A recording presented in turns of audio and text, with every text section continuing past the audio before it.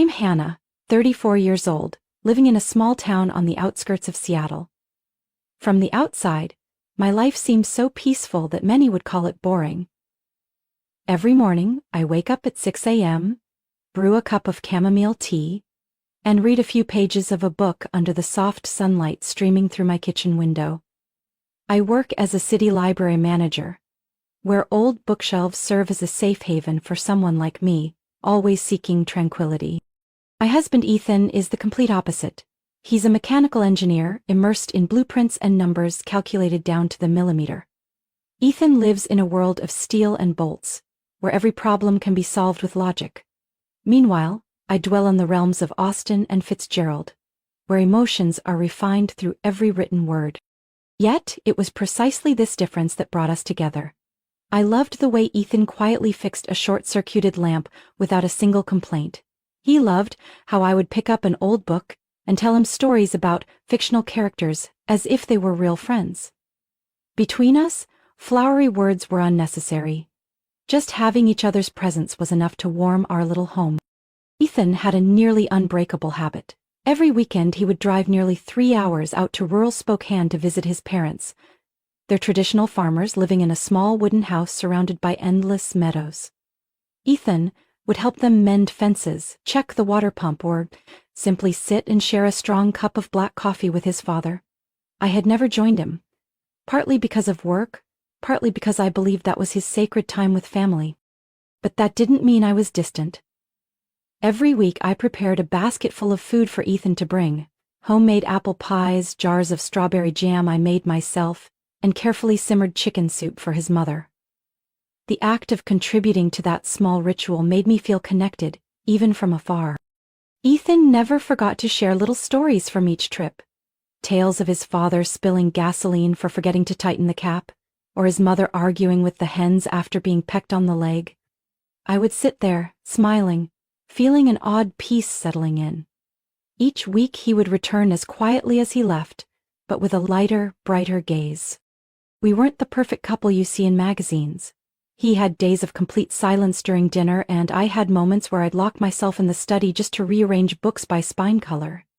Yet, amid that silence and busyness, we still chose each other. I used to think marriage was a series of dramatic moments, like the novels I adored. But Ethan taught me that true love often lies in simple acts: refilling the water jug, remembering my favorite coffee, or patiently listening to me ramble about a fictional character for hours. My world was neat, orderly, where everything had its rightful place. Ethan brought me structured chaos, scattered blueprints, and stray toolboxes in the garage. We were different, but perhaps that's why we fit together better than any other pieces. For me, differences aren't barriers. They're the reason each day brings something new to love about him. And until that day I firmly believed so. In recent months, however, I began to notice something different about Ethan.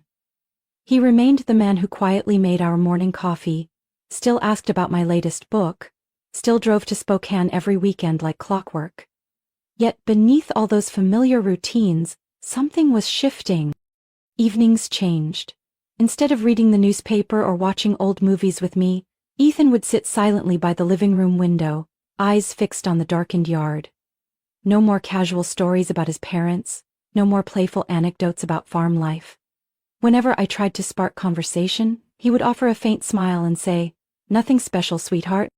I thought perhaps it was exhaustion. After all, Ethan was handling a new bridge construction project at work, hundreds of blueprints, countless sleepless nights. I didn't want to be the nagging wife, nor did I want to make him feel scrutinized. So I stayed silent, supporting him from the background as I always had. But some things, the more you try to ignore, the clearer they become. Last Friday night I noticed Ethan packing his bag faster than usual. Typically, he would methodically fold each shirt, double-check his tools, even asking if I wanted to send anything to his parents. But this time he was rushed. He even folded a dust-stained jacket from last week without care. When I asked, he brushed it off. "I'll clean it later." Odd. Ethan was never one to be careless with himself. That night, as he lay beside me, his back turned, I stared into the dark. His breathing was steady, feigning sleep, but I knew from the tension in his shoulders he was wide awake. The next morning, Ethan left early, hurriedly gulped down half a cup of coffee, kissed my forehead, and was out the door. He forgot his cup on the table, steam still rising. Ethan never forgot his coffee. Something was cracking. I sat by the window for hours, my mind swirling with endless questions. But instead of drowning in suspicion, I decided to do something I had never done before. I would go to his parents' house myself. Without telling anyone, without sending Ethan a single message. Thinking about the surprised look on his parents' faces when they saw me appear, my heart felt slightly lighter. Maybe a small surprise would bring some joy to the family, and it would also allow me to see for myself the truth behind the doubts growing inside me. That very morning I went into the kitchen. The jars of strawberry jam I had made last month were still neatly arranged on the shelf. I took 2 jars, added a few blueberry tarts. Ethan always said they were his mother's favorite. I also included a few jars of pumpkin soup, made from my grandmother's recipe, the dish my father-in-law once praised during a rare family visit to Seattle. The nearly 3-hour drive didn't feel as exhausting as usual. Perhaps this time I wasn't just carrying a basket of food, but also a curiosity I could no longer suppress. Miles passed beneath the tires, rows of trees along the roadside turning a fiery red as fall embraced them. I didn't turn on the radio. I didn't want any noise drowning out my thoughts. For the first time in years, I felt like I was stepping into something uncertain, something beyond the control of my usual calmness. When the signs Spokane, 10 miles, came into view, my heart began pounding harder. I told myself, maybe it was just my mind overthinking. Maybe Ethan was simply tired. Maybe I would find him smiling brightly on the wooden porch, helping his parents tidy up hay bales, just like always. But deep down, I knew this time would not be like the others. The dirt road leading to my in-laws' farm appeared ahead. I slowed down, the tires crunching softly over a layer of dry leaves. The old wooden house stood still, peaceful under the deep red maple trees, just as Ethan had always described. But that morning, that very peace made my heart freeze. I pulled over, turned off the engine, and sat silently, staring through the windshield. A figure stepped out onto the porch. A woman with pale blonde hair tied up high, wearing a beige knit sweater. Beside her was a little girl around 4 or 5 years old, skipping around the hydrangea bushes. The child chirped out, "Daddy," in a sweet, familiar voice that made my throat tighten. Ethan walked out from the house, holding a thin blanket. He bent down, gently wrapping it around the child's shoulders. The look in his eyes, calm, tender, squeezed my chest. It was a look I hadn't seen directed at me for years. Not because he hadn't cared, but because, somewhere along the way, he had stopped seeing me that way. The woman stood quietly, smiling at the two of them. Her smile wasn't boastful, not possessive, but warm in a way that stung. She reached out, brushing Ethan's hair with a touch so natural, so intimate, it was as if they had lived together forever. Ethan didn't flinch, didn't pull away. He simply placed his hand gently over hers, holding it softly. I felt myself freeze in that moment. My mind spun wildly, every sound around me muted. The stories of quiet afternoons fixing fences, of coffee with his father, suddenly became hollow and meaningless. Because right before my eyes was a truth I could no longer deny. Ethan had another family, another woman, and another child. I gripped the steering wheel, nails digging deep into my palms. I wanted to throw open the door, confront him, scream out everything shattering inside me. But my throat was dry, choked. I could only sit there, staring at him, lifting the little girl into the air, spinning her around as her laughter echoed pure and bright. The little girl wrapped her arms around Ethan's neck, giggling, "Daddy, higher, higher." And for the first time, I heard Ethan laugh. A genuine, heartfelt laugh, full of happiness I thought had long faded. The deepest pain wasn't the betrayal itself, but realizing I had been left out of that moment, for a very long time. I turned my face away, feeling as though someone had carved into my chest. Not a sharp, clean cut, but something slow, relentless, inch by inch. Ethan had made his choice. And I was on the outside. I lowered my head, trying to steady my breath. The cold wind slipped through the cracked window, carrying the damp scent of earth and grass. I didn't know how long I sat there.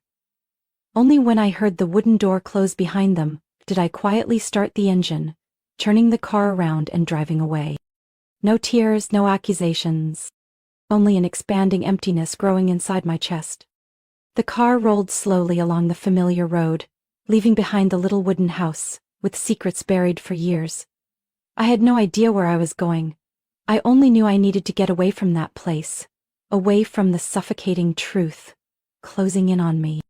In my mind, the child's innocent voice still echoed, growing clearer with each repetition. Dad. That simple call, so light yet as heavy as a stone pressing on my chest.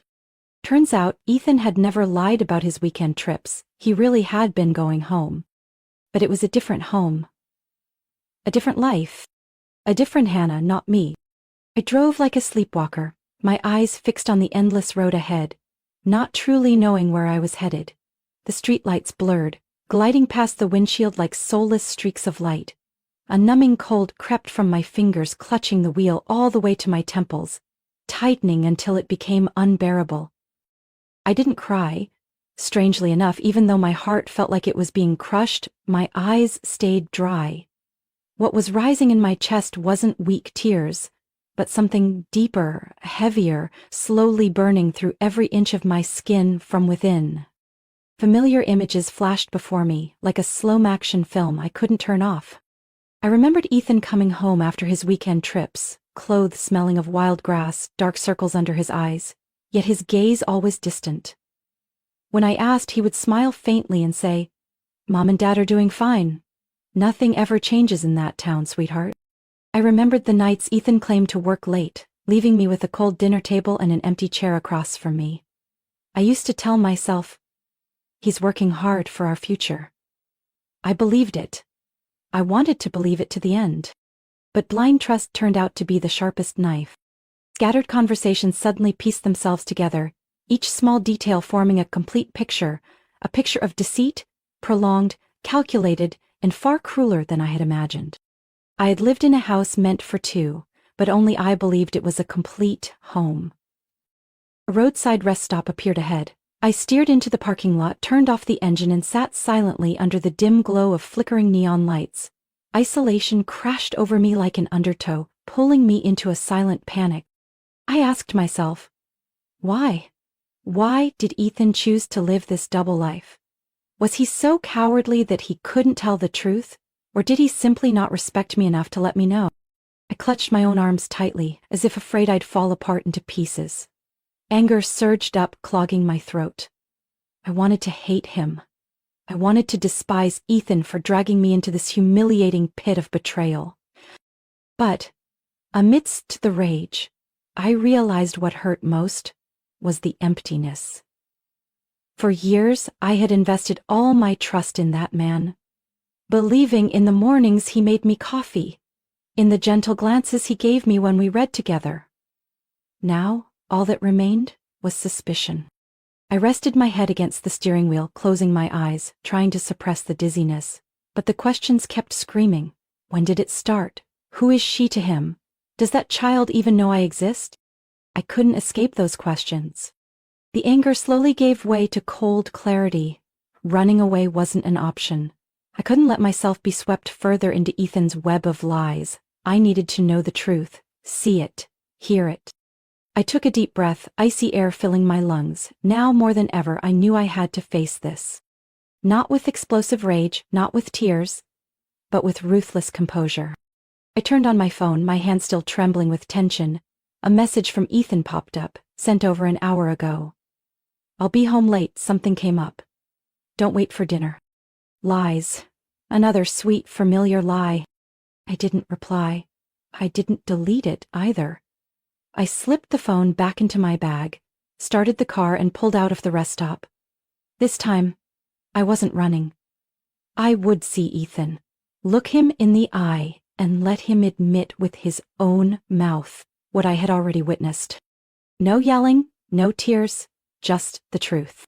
The road back to Seattle stretched endlessly ahead, but this time, with every mile passed, I felt a little calmer. The pain was still there, throbbing, persistent. But beneath that ache, something else was taking shape. A cold determination from someone who now knew she had nothing left to lose. And when Ethan opened that door tonight, the fragile woman he once knew would not be standing there anymore. The next morning I returned to Spokane. No longer overwhelmed by the storm of emotions from the day before, no longer reeling from being pushed out of my safe zone. Today I wasn't coming as a betrayed wife. I came as a stranger, someone ready to face the truth, without illusions or detours. That woman, her name was Claire. I learned that after a few phone calls, after asking some old acquaintances around town. Claire used to be a preschool teacher in Spokane, left her job after giving birth. She lived with her child in a small house right next to Ethan's parents' farm. Something so simple, yet in all these years, Ethan had never once mentioned her. My car stopped right in front of the white picket fence, the same place where I had seen it all the day before.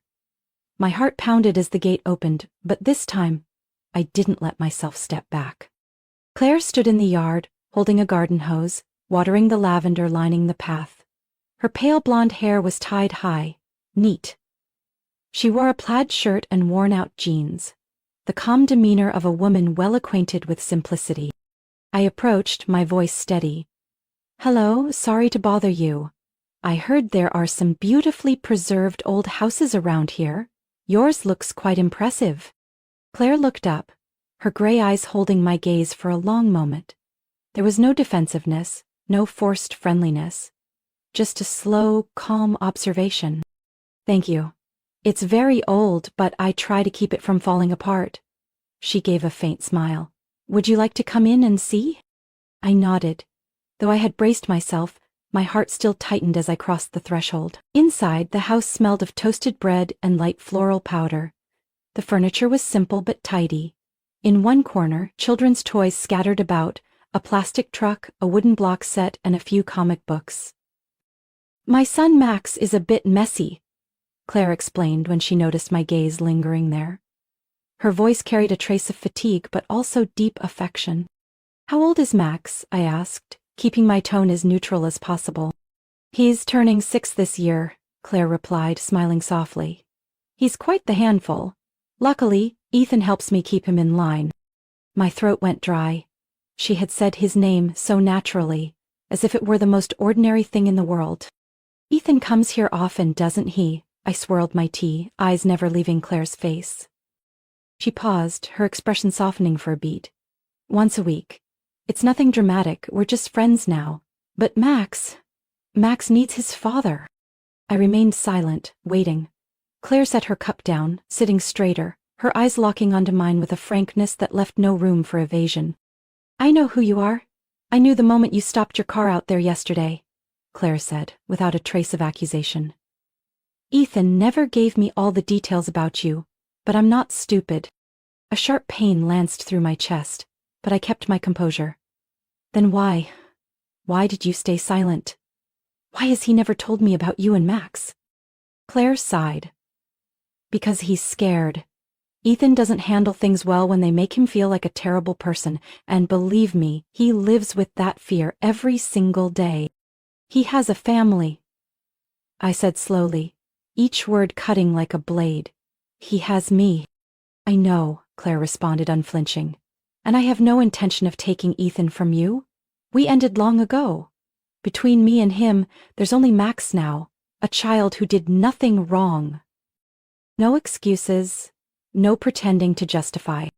I looked at the woman in front of me, the one who had once been part of Ethan's life in a way I never knew. She wasn't a rival, she wasn't someone who had intruded. She was simply a mother, struggling to protect what was best for her son. "Ethan is a good father," Claire continued. "No matter how lost he gets, to Max, he's still the only hero." I didn't know how to feel. Angry? Hurt? Or perhaps something more painful. Acceptance. We sat in silence for a long while. Only the sound of the wind rustling through the lavender outside the window filled the space. "Thank you for seeing me," I said, standing up, feeling my legs both light and unbearably heavy. Claire didn't hold me back, didn't add anything more, but as she walked me to the door she paused, speaking softly. No matter what happens, I believe you're stronger than Ethan thinks. I turned away without replying, but inside her words cut like a blade. Sharp, clear, and strangely, the only thing keeping me standing at that moment. That evening our small apartment was suffocatingly silent. The dim yellow light from the kitchen cast a strangely gloomy hue over everything. Ethan sat on the sofa, head bowed, fingers interlocked, as if letting go would cause the whole world to collapse. I leaned against the door, watching him for a long time. Watching that silent figure, once the man I had loved for 10 years, yet now, painfully unfamiliar. I met Claire, I began, no pretense, no softness. Ethan looked up. His eyes were bloodshot, swollen, as if he had known this moment was inevitable. No more denials, no more excuses. How long did you plan to keep me in the dark? I asked, my voice not loud, but each word razor-sharp. Ethan didn't answer immediately. He leaned back, rubbing his face hard, as if trying to muster the last bit of courage. Hannah, I'm sorry. His voice was hoarse. I tried to tell you. Really. So many times. But every time I looked at you, I just couldn't. Couldn't? Or wouldn't. I clenched my fists, nails digging into my palms. Ethan shook his head, defeated. Both. Claire? It happened before I met you. Back then, I didn't think it would go this far. But then she got pregnant. And I couldn't turn my back. I let out a bitter laugh. You couldn't turn your back, yet you managed to hide everything from me all these years? Ethan got up, took a step toward me, but I stepped back, keeping the distance. He stopped in the middle of the room, arms hanging limply, eyes filled with turmoil. I didn't know how to keep both worlds from collapsing, he admitted. I love you, Hannah, that has never changed. But Max is my son. I have a responsibility to him. I couldn't choose one side and let the other fall apart. So, you chose to lie to me, I said slowly, each word slicing like a blade. You built yourself 2 perfect worlds, one with me, one with Claire. And you fooled yourself into thinking that as long as everyone stayed quiet, everything would be fine. Ethan bowed his head, silent. His shoulders trembled, whether from exhaustion or drowning shame, I couldn't tell. I don't blame Claire, I continued, surprisingly calm. She didn't fight to steal you away. She lived her life, raising your child with everything she had. But you? How long did you plan to keep running, Ethan? I was afraid of losing you, Hannah. Ethan looked up, panic in his eyes. You're the only person who makes me feel like I'm still a decent man. If you knew everything, I was afraid you'd never look at me the same way again. You were afraid of my contempt, but not my pain when I found out the truth on my own? I smirked. You thought silence was protecting me? No, Ethan. You stayed silent to protect the perfect image you built for yourself. The room fell into silence again. I could hear my heartbeat, steady but cold. Tell me now, Ethan. I raised my head. Do you plan to live like this for the rest of your life? With a wife who only knows half the truth and a child growing up in the shadows of your lies? Ethan stepped closer, but this time, he didn't try to touch me. He just stood there, a few feet away, voice raw. I have nothing left to defend. If you want to hear everything, I'll tell you. If you want to leave, I won't stop you. But please, don't think my love for you was fake. I love you, but I've been a coward. I closed my eyes for a brief moment. All the anger, all the resentment, now just a hollow, icy void. I don't know if I can forgive you, Ethan. I opened my eyes, meeting his gaze. I need time to think, to feel, and to decide whether the man standing in front of me is still my husband. Ethan said nothing more, he only nodded, slowly, like a man accepting his own verdict. That night we didn't sleep in the same bed. Not because of anger, but because some distances, once formed, cannot be bridged by mere silence. And for the first time in 10 years, I felt like a stranger in my own home. I left Seattle early in the morning, when the city was still drowsy beneath a thin mist. On the passenger seat was a small bag, just a few sets of clothes, a notebook, and the old camera I had long forgotten. I wasn't running away from Ethan. I just needed a space wide enough to breathe, to find my own voice amidst the chaos that had just exploded. My destination was Whidbey Island, nearly a 3-hour drive from Seattle, where we used to go on dates in our early years.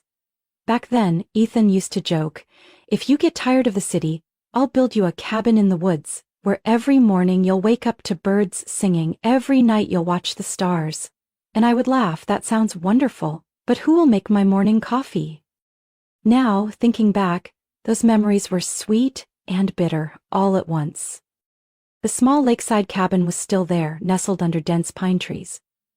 I rented it for a few days. A reasonable way to escape the relentless questions in my head. No phone.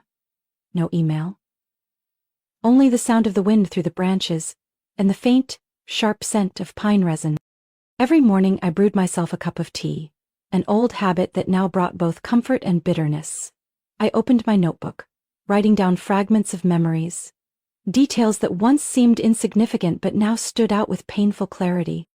I remembered the first time Ethan took me to meet his parents. He nervously held my hand the entire time, palms sweating. I remembered when he stayed up all night to fix the bookshelf I had accidentally knocked over, silently, as if it was the most natural thing to do. Ethan was never good at expressing emotions with words, but he always showed it through small actions. Perhaps that's why I missed the early signs of change. I wondered, can love be both truth and lie at the same time? Can someone genuinely love, yet still hide a part of their life from their partner? Ethan didn't lie out of selfishness. He hid it out of fear. Fear of hurting me, fear of disrupting the fragile peace we had built. But that very cowardice had driven us both into tragedy. A tragedy he never prepared to face. I couldn't deny the pain he caused, but I also couldn't deny the years Ethan stood by me, kind and devoted in his own way. He was there when I lost my job, when my mother was hospitalized, when I was drowning in despair without even realizing it. He didn't run away. And that too was a truth. In the biting cold of Whidbey Island, I gradually realized, forgiveness is not about forgetting or excusing mistakes. Forgiveness is about accepting the imperfections of others and of oneself. On the third evening on the island, I sat on a wooden chair by the porch, watching the crimson sunset sweep across the lake. Inside me, the raging waves had started to settle. It wasn't that I was ready to forgive Ethan, but I knew I was ready to face reality without being suffocated by anger. I flipped through my notebook, my own scribbled handwriting reminding me, love is not a fairy tale with a perfect ending. It's a long journey of stumbles, forgiveness, and accepting that pain is part of love. My phone remained silent. Ethan understood I needed time. I wasn't sure what would happen after I returned, but I knew one thing. If we wanted to move forward, we had to relearn how to see each other as real people, with all the scars, not as perfect illusions. I closed the notebook, stood up, and took a deep breath. The salty sea breeze filled my lungs, sharp yet oddly clarifying. Tomorrow, I would return to Seattle. Not to continue living in lies, nor to end everything definitively, but to start an honest conversation, for the first time, between two people who once thought they knew each other completely. The day I returned to Seattle, a light rain fell. Not noisy, not hurried, just fine droplets. Enough to chill but gentle enough to make the heart soften. Ethan was sitting on the front steps, his gray sweater soaked, eyes fixed on the wet road. He had been waiting for me. I stepped out of the car without an umbrella, without a greeting. We looked at each other in a heavy silence. Then, it was I who broke the distance. I'm not going anywhere, Ethan. But we can't go back to the way things were. If we want to continue, you and I will have to relearn everything from the beginning. Ethan nodded. No excuses, no pleas, just a nod of acknowledgement. I knew that was all he could offer at that moment. The next morning, I asked Ethan to drive with me to Spokane. He didn't ask why. He didn't need to. We both understood the reason. On the drive, Ethan glanced at me occasionally, as if on the verge of saying something, but then stopped. I wasn't in a hurry. We had lived too long with half-spoken words. Now the silence felt necessary, like a thin layer of ice shielding a still bleeding wound. In the trunk I brought along a large basket. Inside were apple pies. Recipes Ethan's mother had taught me back when I was a newlywed. I wasn't sure if I was doing it out of basic courtesy or some vague desire to look reality in the eye without flinching. Claire greeted us with an unsurprised expression. She invited us in. No fuss, no distance. Max hid behind the door, only his curious eyes peeking out. "Hello, Max," I smiled gently, crouching down to his eye level. "I brought some pie for you. I heard you like apple pie." The little boy hesitated for a few seconds, then shyly nodded. The atmosphere inside the house gradually softened, as if the presence of the child had eased the invisible weight that had been pressing on us for so long. Ethan sat beside Max, carefully cutting the pie, a familiar gesture that stung. No one mentioned the past. No one forced unnecessary smiles. We simply sat there, sharing a quiet afternoon over tea and homemade pastries. Claire remained composed, just like the first time I met her, but this time there was a subtle lightness in her eyes. Perhaps she understood. I wasn't here to start a war. Nor was I here to reclaim anything. I came to see things exactly as they were. "Max really adores Ethan," Claire said, her voice light as air. "Even if he doesn't always say it, every Sunday morning he asks if his dad is coming today." I froze. That sentence didn't cut like a knife, but it pierced my heart in a different way, a truer way. We didn't strike any deals. There was no peace treaty among the three adults, but perhaps that afternoon, in the simplicity and the silence, there was an unspoken acceptance. When we left Spokane, Ethan held my hand for the first time, after days of distance. His hand was warm, his grip firm but not desperate. I didn't pull away, but I didn't lean into him like before. That space, we needed to keep it, to learn how to fill it anew. The drive back to Seattle was under a light drizzle. I gazed out the window, seeing my reflection in the glass. Blurred, but no longer distorted. We were still us, but in a different version. Not perfect, marked with scars, but more real. I knew the journey ahead wouldn't be easy. Shattered trust couldn't be mended in a day, a week, or even a month. But at least, today, I had chosen not to walk away. Not because I was weak, but because I was strong enough to accept that sometimes forgiveness isn't about erasing mistakes, but about learning to move forward knowing the wound will always be there. Ethan glanced at me, saying nothing. He knew the answer didn't need words. And in that moment, I let the rain wash away everything that had passed. Hannah's story isn't just a tragedy of betrayal, but a painful and brave journey of facing the truth and choosing to grow in love. In real life, no one is free from cracks in relationships. What matters isn't hiding or denying them, but having the courage to acknowledge each other's imperfections, accepting pain is inevitable, and if there's still enough to hold on to, learning how to rebuild trust from the beginning. Forgiveness isn't easy, but sometimes it's a choice only the truly strong can make. What do you think about Hannah's choice? Would you have the courage to face and forgive like she did? Share your thoughts in the comments below. Don't forget to follow the channel for more meaningful stories about love, family, and life.